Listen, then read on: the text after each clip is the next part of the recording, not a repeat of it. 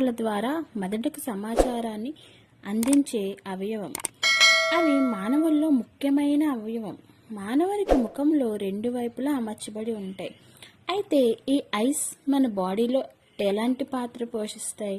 ఈ ఐస్ బ్రెయిన్కి ఎలా ఇన్ఫర్మేషన్ పాస్ చేస్తాయి? బయోనిక్ ఐ అంటే ఏమిటి? ఈ ఐస్ ఇన్ఫెక్షన్స్ అంటే ఏమిటి? అవి ఎలా వస్తాయి? ఇప్పుడు మనం తెలుసుకుందాం. ఐస్ గురించి కొన్ని జాగ్రత్తలు తెలుసుకుందాం. మానవుడి కంటిలో 3 పొరలు ఉంటాయి. అవి బయట పొర అంటే మొదటి పొరలో కార్నియా, మధ్య పొరలో వెయిన్స్ అంటే అనేక రక్తనాళాలు ఉంటాయి. లోపల పొర అంటే రెటీనా అంటారు. దీనిలో కంటిలో జ్ఞానభాగం అంటారు. అయితే కళ్ళు మెదడుకి సమాచారం ఎలా అందిస్తుంది? కళ్ళు మెదడు కంటే ముందే ప్రమాదాన్ని పసిగడతాయని తేలింది.